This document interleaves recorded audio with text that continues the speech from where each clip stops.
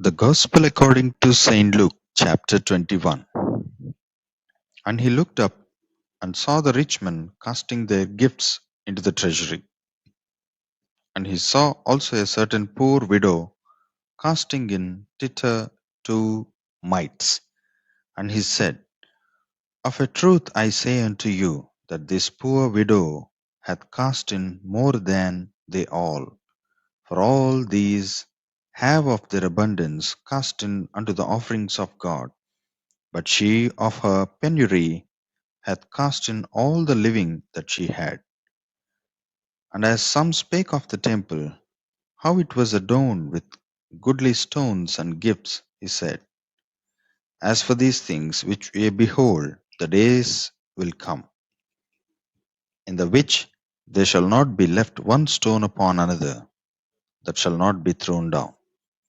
And they asked him, saying, Master, but when shall these things be? And what sign will there be when these things shall come to pass? And he said, Take heed that ye be not deceived, for many shall come in my name, saying, I am Christ. And the time draweth near. Go ye not therefore after them. But when ye shall hear of wars and commotions, be not terrified, for these things must first come to pass, but the end is not by and by.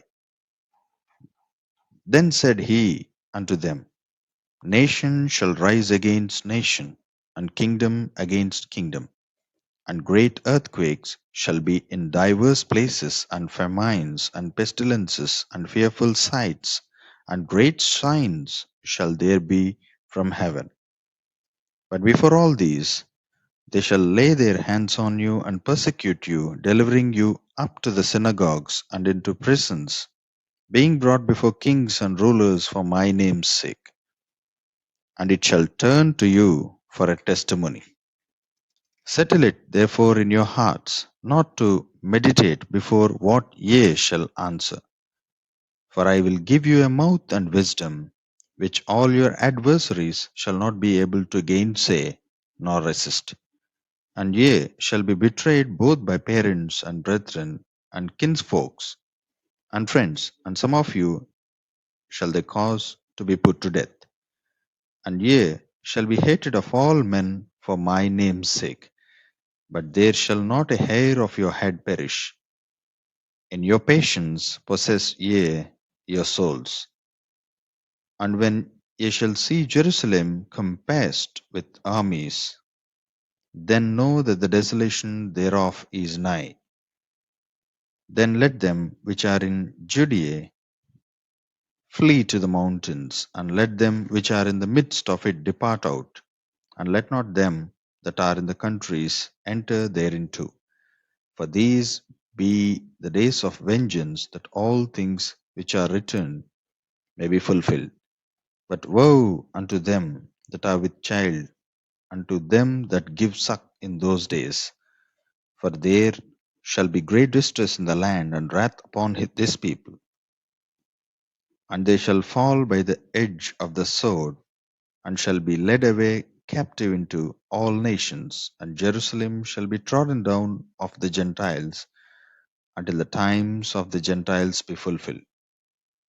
And there shall be signs in the sun, and in the moon, and in the stars, and upon the earth distress of nations, with perplexity, the sea and the waves roaring, men's hearts failing them for fear, and for looking after those things which are coming on the earth.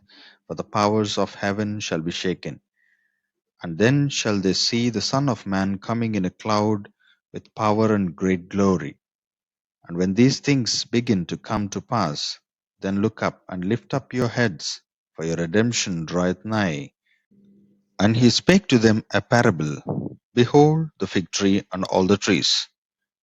When they now shoot forth, ye see and know of your own selves that summer is now nigh at hand.